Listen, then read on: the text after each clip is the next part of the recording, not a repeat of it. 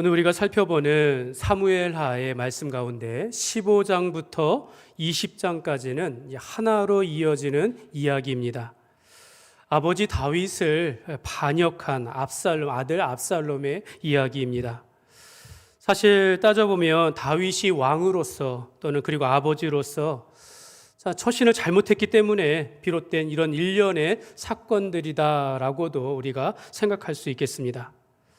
이 암논 그러니까 아들이 암논이 있는데 그 암논이 그 이복누이 다말을 범할 때에 대하여 다윗이 올바른 대처를 하지 못했고, 또 압살롬이 그 자기 동생을 범한 그 암논을 향하여 복수하여서 죽인 일에 대해서도 이 아버지로서 올바른 대처를 하지 못하였고, 압살롬이 이 일로 어머니의 고향 그술 땅으로 도망가고 다시 돌아오면서 화해하며 맞이하는 이 과정 속에 또 그렇게 좋은 대처를 했다라고 할 수 없습니다.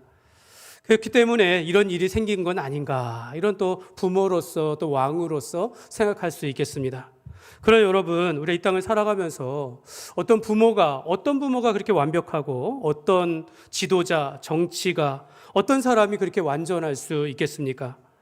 우리가 사람의 인생이 두 번 산다 그러면 전의 인생을 우리가 기억하여 실수를 반복하지 않을 수도 있겠지만, 우리 인생 한 번뿐인 인생, 우리가 죄와 죄의 영향 아래 우리가 살아가고 있고, 또 우리가 어둠의 권세를 잡은 사단의 미혹이 있는 한 사람들은 늘 실수하며 넘어지며 실패하며 우리가 어려운 일들을 겪게 되는 것입니다.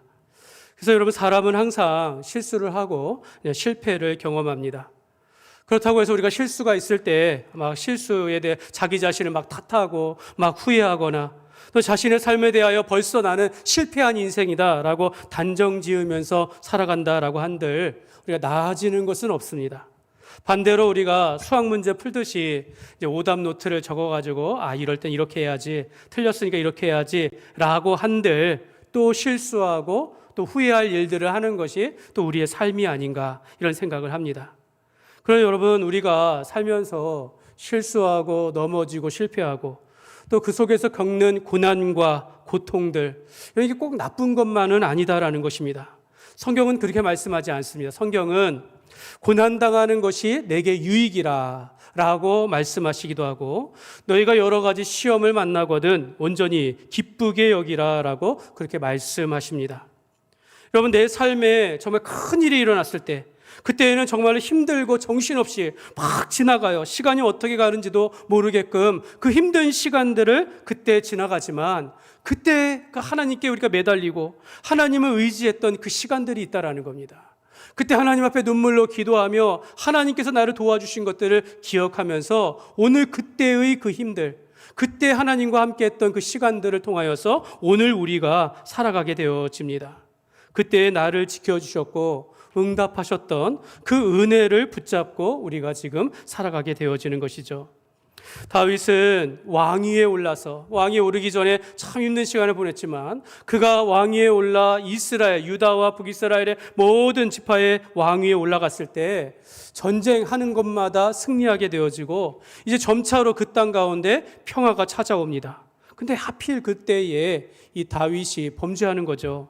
우리아의 아내 밧세바를 범하고 또 그의 남편 우리아를 또 죽게 하는 큰 죄악을 저질렀고, 그래도 감사하게도 뒤늦게 회개하면서 하나님께 용서를 받으며 돌아왔지만, 결국에는 하나님께서 선지자를 통하여 너의 집에 칼이 영원히 떠나지 아니하리라 라는 예언 가운데 여러분 어떻게 되어집니까? 오늘 이 압살롬이 나오는데 머리부터 발끝까지 흠이 없을 정도로 아름다웠다라고 하는 이 아들, 근데 이 아들이 다윗을 반역하여 반란을 일으키는 겁니다. 이 내용이 20장까지 이어지는데, 그래도 이 다윗은요, 이 도망하는 가운데서도 이 아들 압살롬을 그래도 살려보겠다고 노력하였지만, 결국에는 이 군대 장관 요압에 의하여서 압살롬이 죽임을 당하게 됩니다. 오늘 말씀이 그 시작입니다. 압살롬이 반란을 일으켜가지고 다윗이 급히 성을 떠나 도망가는 이 도피하는 내용 가운데서 오늘 말씀 속에서 또 이렇게 준비하는 가운데 오늘 우리에게 주시는 교훈을 세 가지로 살펴보도록 하겠습니다. 첫 번째로, 하나님께 돌려야 할 영광을 가로채지 말라입니다. 이거 같이 한번 읽겠습니다. 하나님께 돌려야 할 영광을 가로채지 말라. 저는 이 말씀의 내용을 이제 수도 없이 읽으면서 이제 또 준비하는 가운데 한때는 이 압살롬 있지 않습니까? 아들 압살롬을 불쌍히 여기는 마음이 좀 많이 있었습니다. 보통 우리가 사람이 이 약자 또 피해자의 입장에서 생각하다 보면 우리가 그렇게 돼요. 압살 참 불쌍하다. 그런데 우리가 하나님의 뜻이 어디에 있는가라는 거죠. 우리가 하나님의 주권을 믿지 못하고 사람의 형편을 먼저 생각하게 되다 보면 그렇게 생각한다라는 겁니다. 압살롬이 이렇게까지 어긋나가지고 반역을 일으키기까지 사실 그 아버지 왕으로서의 다윗의 책임이 있지 않는가라는 생각하는 거죠. 압살롬이 암논을 죽이려고 하거나 죽인 후에 죽인 후에라도 그를 붙잡아가지고 그에게 좀 훈계하고 붙잡아 주었다라면 이런 반역에 이르기까지 그렇게 되지는 않았지 않았을까라는 이런 마음이 든다라는 겁니다. 근데 여러분, 다윗도 큰 죄를 지었어요. 다윗도 똑같이 큰 죄를 지었고 더군다나 그 죄를 숨기려고 더 큰 죄를 지었음에도 불구하고 다윗은 기회가 왔을 때 회개하였다라는 겁니다. 하나님께로 돌아왔다라는 겁니다. 그러니까 여러분, 우리가 살면서 돌이킬 수 있는 기회는 항상 온다라는 거예요. 돌이킬 만한 기회나 시간, 또 도와주는 분이 없었다, 이런 건 다 핑계라는 거예요, 사실은요. 여러분, 압살롬이 자기 동생을 위한 복수에 2년의 시간을 보냈어요. 3년을 그슬 땅으로 도망갔으며 예루살렘에 돌아와서 2년의 시간들을 보냈습니다. 그 긴 7년의 시간 동안 여러분, 충분히 자기를 돌아볼 수 있었습니다. 자기 반성의 시간들, 자기를 돌아보면서 내가 용서를 구할 자에게 얼마든지 용서를 구할 수 있는 시간들이 있었다라는 거예요. 얼마든지 하나님을 찾을 수 있었지만 결과는요, 반역을 일으켰다라는 겁니다. 그러니까 압살롬은 그 많은 시간 동안에 그 속에서 어떻게 되어집니까? 어떻게 하면 이 모반을 일으킬까? 이런 궁리하는 데 시간을 준비했다라고 생각되어지는 것이죠. 오늘 말씀의 6절의 말씀에 보면 이렇게 말씀합니다. 6절 말씀 같이 읽겠습니다. 이스라엘 무리 중에 왕께 재판을 청하러 오는 자들마다 이와 같아서 이스라엘 사람의 마음을 압살롬이 훔치니라. 여러분, 압살롬은요, 치밀하게 이스라엘 백성들의 마음을 얻기 위한 이런 작업을 합니다. 그러니까 나라 전역에서 각 지파 가운데 해결되지 못하는 문제를 들고 이제 예루살렘으로 옵니다. 그래서 다윗 왕을 만나려고 하는데 이 압살롬이 예루살렘 밖에다가 군사를 세우고 자기가 그 앞에 서서 송사를 들고 오는 사람들의 문제를 자기가 해결해 주는 거예요. 다윗은 이걸 준비하지 못했다라고 하면서 자기가 찾아오는 자들이 엎드려서 절할 때 일으켜 세워주면서 달래져 가면서 너의 문제가 무엇인지를 막 들어주면서 그 문제를 해결해 주었다라는 겁니다. 근데 여러분, 오늘 말씀에 보면 7절에 보면 오늘 띄우진 않겠지만요, 7절에 보면 4년 만에 이런 표현이 있어요. 4년 만에. 4년 동안 그랬다라는 거야. 수년 동안 이 일을 했다라는 겁니다. 다윗을 찾아오려고 했던 전역에서 찾아온 문제를 안고 오는 사람들의 문제를 압살롬이 중간에서 그들의 문제를 해결해 주었다라는 거예요. 입맞추면서 친근한 태도로 가졌다라는 겁니다. 그렇게 이스라엘 사람들의 마음을 압살롬이 훔쳤다라는 겁니다. 그러니까 훔쳤다라는 이 단어가 좋은 표현은 아닌 것 같아요. 백성들의 마음을 얻었다, 백성들의 마음이 압살롬에게 기울였다, 이렇게 표현하지 않냐고. 압살롬이 어쩌면 다윗이 받아야 할 그 은혜 인심을 이 압살롬이 훔쳤다라는 것입니다. 겉으로 보면 이제 사람들이 지금 압살롬을 좋아하는 거예요. 다윗의 아들이기도 하고 아름다운 외모를 가지고 있고 이렇게 친절하게 백성들의 문제를 판결하여 주니 백성들의 마음이 압살롬에게로 기울였다라는 겁니다. 그러나 여러분, 오늘 말씀은 압살롬은 다윗에게 돌려져야 할 그 영광, 그 인심을 자기가 가로챘다라는 거예요. 이렇게 백성의 인심을 가지고 자기가 반역을 꾀했다라는 겁니다. 이 말씀을 이렇게 적용할 수 있습니다. 우리가 하나님 앞에서 마땅히 하나님께 돌려야 할 영광을 자기가 가로채가지고 자기가 영광을 받으려고 하는 것, 이런 것 아닌가라는 거죠. 하나님께 돌려야 할 영광을 가로채는 사람들이 있다라는 것입니다. 그러니까 꼭 자기가 주인공 되어야 한다라는 거예요. 자랑하며 자기의 이름이 높여지기를 원한다라는 겁니다. 우리는 보통 사람이라면 다 하나님의 은혜입니다. 하나님께서 이렇게 해주셔가지고 너무 감사합니다 라고 하면 되는데, 주위 사람이 눈살을 찌푸릴 정도로 자기의 의의를 내세우면서 자기 자랑을 하면서 자기가 주인공 되려고 한다라는 것입니다. 여러분, 이스라엘 백성들이 그 인심, 그거는요 왕에게 다윗이 받아야 할 것이었습니다. 마찬가지로 하나님의 백성인 우리도 모든 감사와 영광을 마땅히 우리가 하나님께 돌려야 하는 것이죠. 근데 왜 그렇습니까? 왜 우리가 하나님께 영광을 돌려야 합니까? 우리는 다 하나님의 영광을 위하여 지음을 받았기 때문이다라고 말씀합니다. 이사야서 43장 7절 말씀에 보면 같이 읽겠습니다. 내 이름으로 불려지는 모든 자 곧 내가 내 영광을 위하여 창조한 자를 오게 하라. 그가 내가 지었고 그를 내가 만들었느니라. 아멘. 하나님께서 우리를 창조하셨는데 내 영광을 위하여 창조하셨다라고 말합니다. 이 말씀 속에 사람이 지음을 받은 목적이 뭡니까? 나의 영광을 위하여, 하나님의 영광을 위하여 지음을 받았다라는 겁니다. 우리는 쉽게 이런 말 하죠. 우리는 사랑받기 위해 태어났습니다. 태초부터 시작된 하나님의 사랑이 당신 안에 존재합니다 라고 하면서 우리는 늘 하나님의 은혜를 받기 위하여, 하나님께 복을 받고 사랑을 받기 위하여 우리가 존재한다 라고 이야기하지만, 엄밀히 말하면 하나님의 영광을 위하여 우리가 존재합니다 라는 것이 먼저 고백되어야 된다는 겁니다. 이 말씀을 창조주 하나님의 입장에서 보면, 하나님은 자기가 받아야 이 영광을 위하여 우리를 지으셨다라는 거예요. 그러니까 우리가 받아야, 하나님이 받으셔야 영광을 하나님은 빼앗기지 않으신다라는 겁니다. 받으시기를 원하신다라는 거예요. 성경에는 이런 표현도 있어요. 내 영광을 다른 자에게 주지 아니하리라. 하나님은 정말로 우리를 통하여 영광을 받으시기에 합당한 분이신 줄 믿습니다.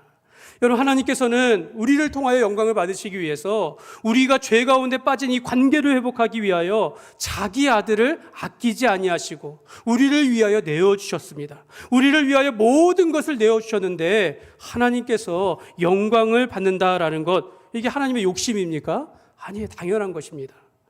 십자가의 사랑과 구원을 받은 우리가 하나님께 감사와 영광을 올려드리는 것은 너무나도 당연한 것이죠. 성경은 하나님은 우리가 무엇을 먹든지 마시든지 다 그분의 영광을 위하여 하라라고 그렇게 말씀하고 있습니다. 사랑하는 여러분, 오늘 이 예배의 중심은 하나님이어야 되는 것입니다. 여러분, 오늘 보통 우리가 은혜 받기 위하여, 위로받기 위하여, 힘을 얻기 위해, 문제 해결을 받기 위해서 온다라고 하지만, 그것이 아니라 우리가 하나님을 경배하고 하나님을 영화롭게 하기 위하여 오늘 예배를 드리는 줄 믿습니다. 여러분, 오늘 하나님께서는 우리의 영광을 받으시기 위하여 우리에게 복을 주신다라고 얘기해요. 하나님께서 그에게 영광을 돌리는 자마다 하나님께서 그에게 영광을 주신다라고 말씀한다라는 것입니다. 그러니까 여러분, 우리가 하나님께 영광을 돌리면 하나님이 우리를 높여주셔요. 우리가 하나님 앞에 감사하고 영광을 돌리면 하나님께서 우리에게 은혜를 베푸신다라는 것입니다. 그러므로 여러분, 우리는 하나님께 돌려야 할 영광 가로채지 말고 그분께 감사하며 영광을 돌리시기를 주님의 이름으로 축복합니다. 두 번째로 오늘 우리 말씀에 주시는 교훈은요, 고난 가운데서도 함께하는 신자가 되라입니다. 한번 같이 읽겠습니다. 고난 가운데서도 함께하는 신자가 되라. 여러분, 다윗은 압살롬이 반역하여 반란을 일으켰고, 또 이스라엘 사람들의 인심이 이제 압살롬에게로 이렇게 기울였다라는 것을 이제 보고를 듣고는 우선은 이제 피신하자라고 선택을 하게 됩니다.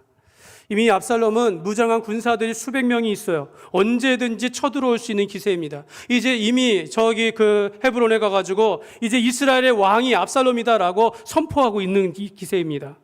다윗은 급하게 이제 궁을 버리고 예루살렘을 벗어나 피난길에 들어서게 되어집니다. 이런 위기의 때에 다윗을 따르는 사람들이 있었다라는 겁니다. 근데 여러분, 14절에 다윗이 이런 말을 해요. 야, 우리가 도망가자. 그렇지 않으면 우리 중 한 사람도 다 압살롬에게서 피하지 못하리라. 두렵건대, 이런 표현을 합니다. 도망가. 이거 왕이 할 말입니까? 이거 지도자가 할 말입니까? 도망가자라는 거예요. 도망가자. 이대로 있다가 싸우게 되니 많은 사람이 죽게 될 것이다. 두렵건대 가자라는 겁니다. 여러분, 이런 왕이 어디 있습니까? 근데 이런 도망가는 왕인데도 묻지 아니하고 그를 충실하게 따라 나서는 충성스러운 사람들이 있었다라는 것입니다. 16절에 보면 왕이 나갈 때 그의 가족이 다 따라 났다. 가족은 따라가겠죠. 최소한 가족이 다 따라 나섰어요.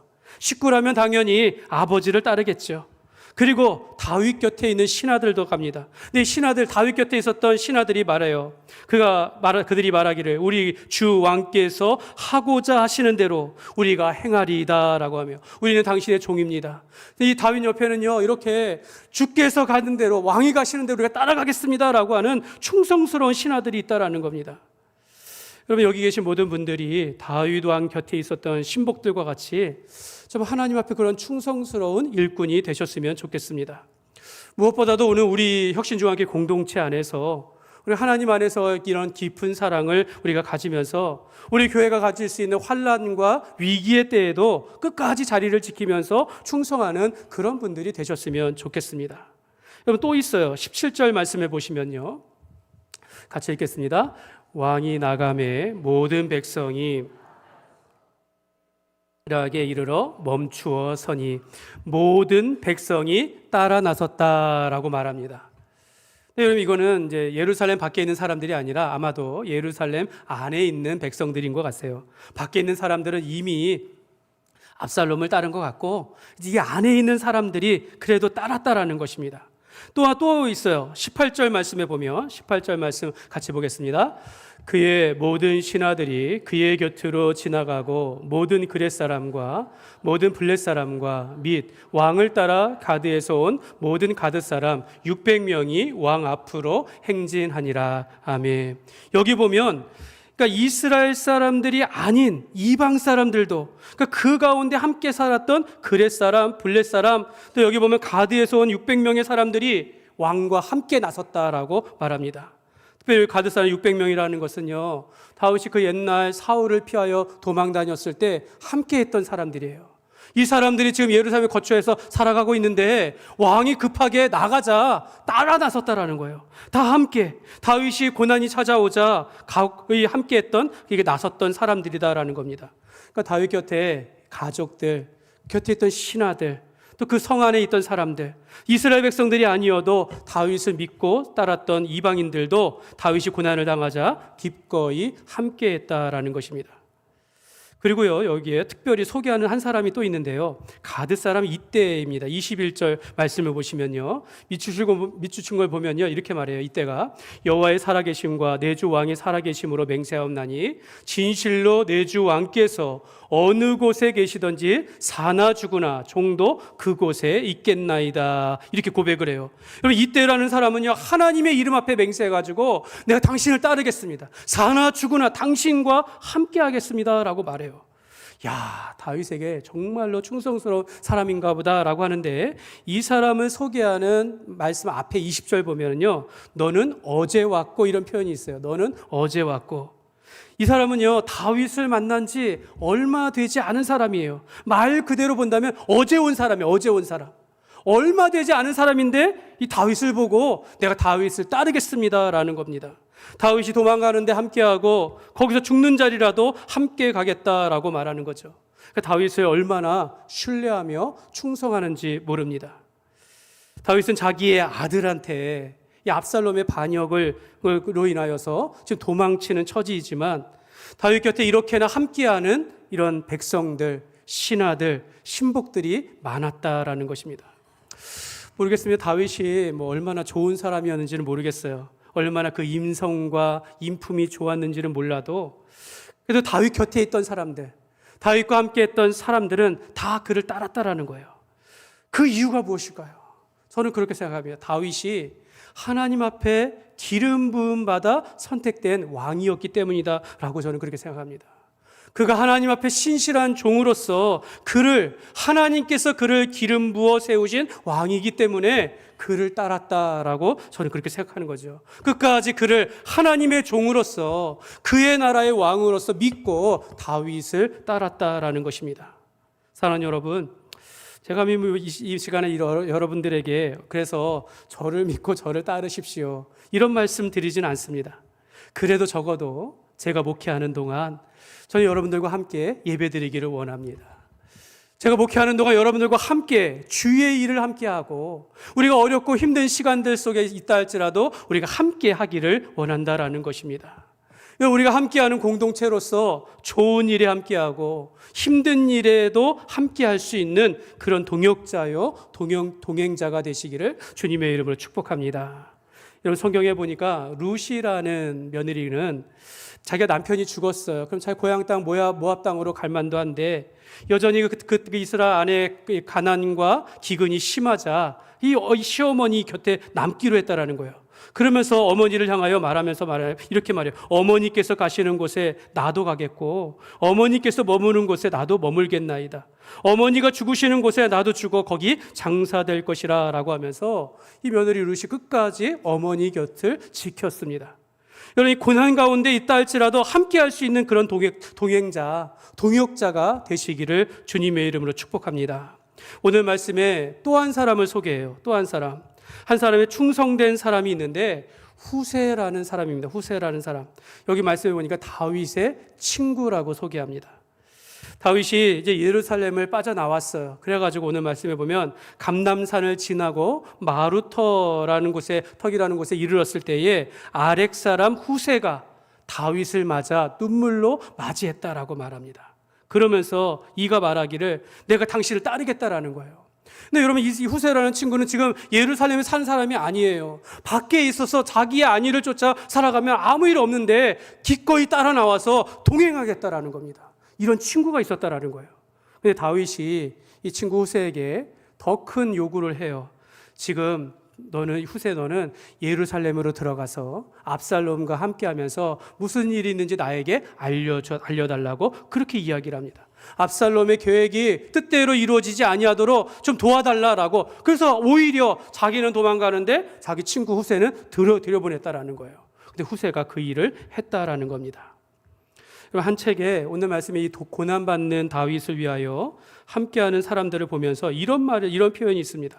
실로 고난의 예수님을 따르는 제자들보다 낫지 않는가, 이런 표현합니다. 실로 고난을 받는 예수님을 따르는 제자들보다 이 사람들이 낫지 않는가라는 거예요. 이런 베드로가 그래서 예수님이 잡히시기 전까지만 해도 내가 주와 함께 옥에도 가고 내가 죽는 데까지 내가 가기를 원합니다 라고 했는데 예수님께서 잡히시자마자 이 제자들이 어떻게 됩니까? 흩어져 버렸어요. 도망갔습니다. 여러분은 어떻게 하시겠습니까? 여러분은 인생 가운데 이런 환난이 오고 교회 핍박이 오고 주님을 위하여 살아가다가 어려운 일을 당할 때 어떻게 하시겠습니까? 여러분은 어떤 성도, 어떤 그리스도인의 삶을 살기를 원하십니까?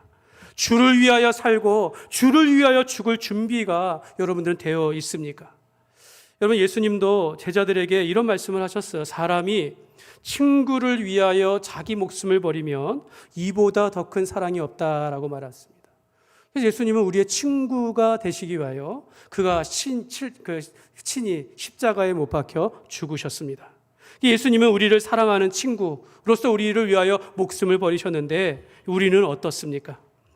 다윗에게 이러한 충정의 신복들이 있고 목숨을 내어 주기까지 함께하는 후세와 같은 친구가 있었던 것 같이 오늘 우리도 어려움을 당할 때 함께하는 그런 신앙의 좋은 사람들, 신앙의 어려운 동역자, 친구가 되어주시기를 주님의 이름으로 축복합니다. 여러분, 내가 삶 속에서 지쳐있을 때, 근심이 있을 때 내게 찾아와가지고 함께 물어주고 울어주고 기도해주는 이런 신앙의 좋은 친구가 있으면 얼마나 좋겠습니까? 이를 위해서 내가 그런 사람이 먼저 되어야 한다는 겁니다.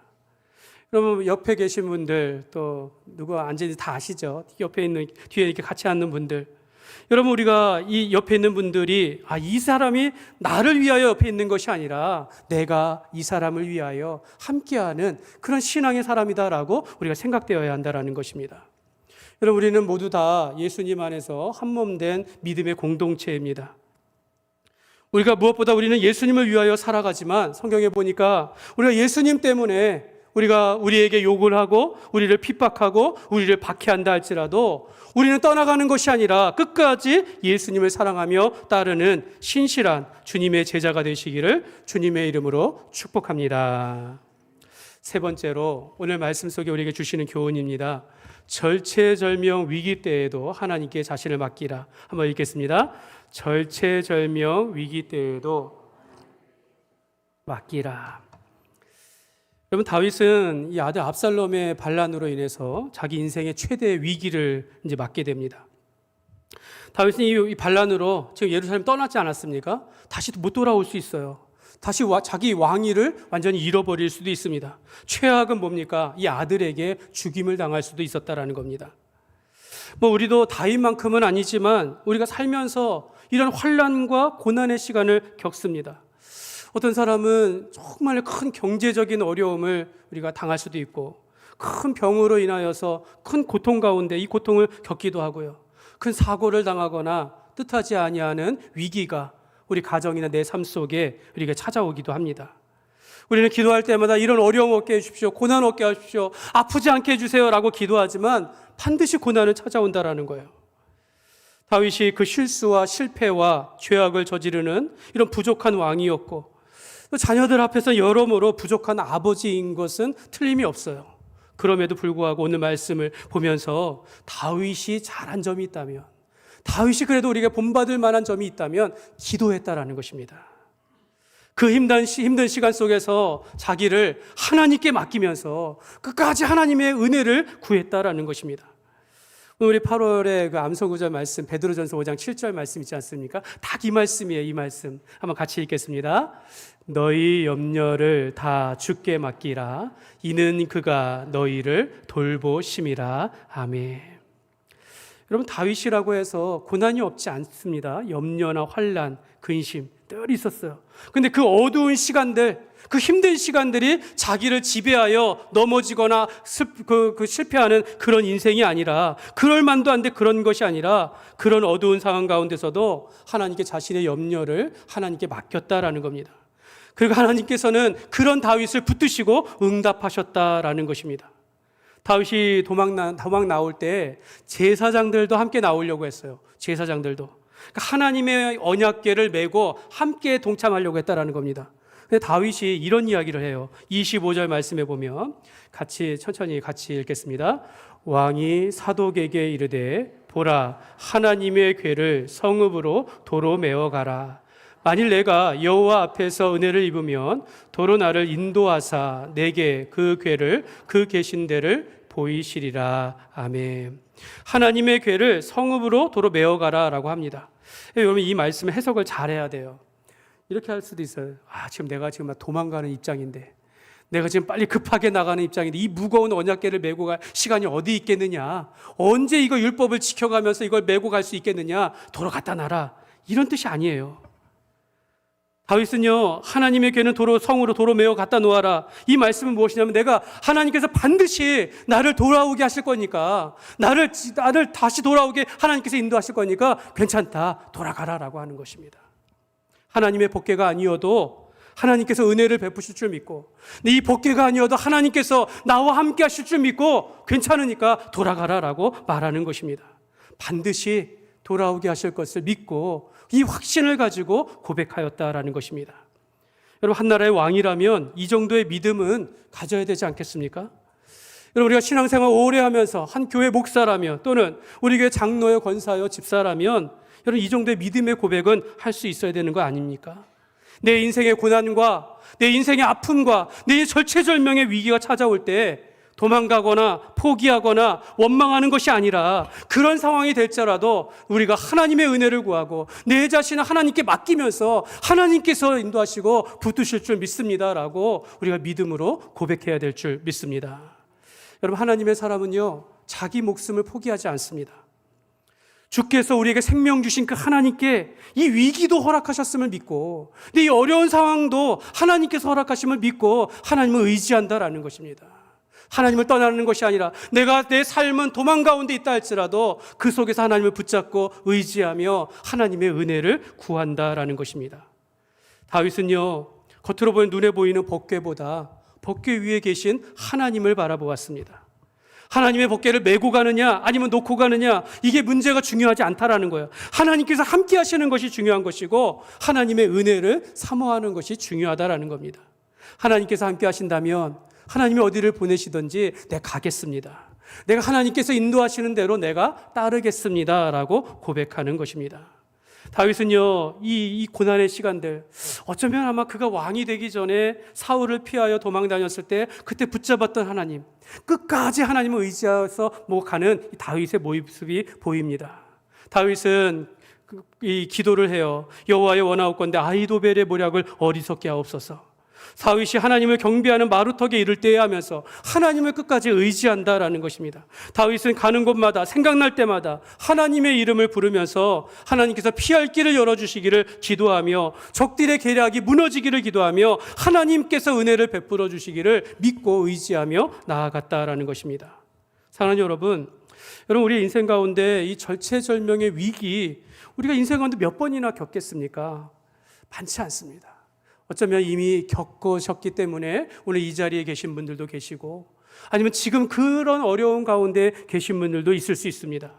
여러분, 다윗과 같이 우리가 하나님께 내 자신을 맡기며 하나님께 도움을 구하며 순간순간 하나님의 이름을 부르면서 그를 의지하며 살아가는 삶이 되시기를 주님의 이름으로 축복합니다. 한번 따라할까요? 하나님, 은혜를 주시옵소서. 그렇게 해야 돼요. 우리가 하나님 앞에 은혜를 달라고, 하나님 도와달라고 우리가 구해야 한다는 겁니다. 그러므로 여러분, 눈에 보이는 법궤보다 이 법궤의 주인 되시는, 법궤의 주인공 되시는 하나님을 의지하시기를 주님의 이름으로 축복합니다. 말씀을 맺겠습니다. 사랑하는 여러분, 우리는 하나님이 받으셔야 할 영광을 가로채는 일이 없기를 바랍니다. 또 우리는 하나님의 영광을 위하여 존재하고 하나님께 영광을 돌릴 때 하나님이 기뻐하시며 우리에게 복을 주시고 우리에게도 영광을 베풀어 주신다는 걸 믿으시기를 바랍니다. 그러려면 우리는 서로에게 고난 중에라도 함께할 수 있는 그런 함께하는 사람들, 그런 동역자가 되어야겠습니다. 누군가가 아프고 힘들 때 곁에 있어주는 분들, 그분들이 좋은 분들이에요. 그런 분들이 되시길 바랍니다. 이러한 믿음의 사람, 그리고 삶의 위기 속에서 우리가 흔들리지 아니하고 하나님께 자신을 맡기며 순간순간 하나님 앞에 기도하며 은혜를 사모하면서 믿음의 삶을 살아가는 저와 여러분이 되시기를 주님의 이름으로 축원합니다.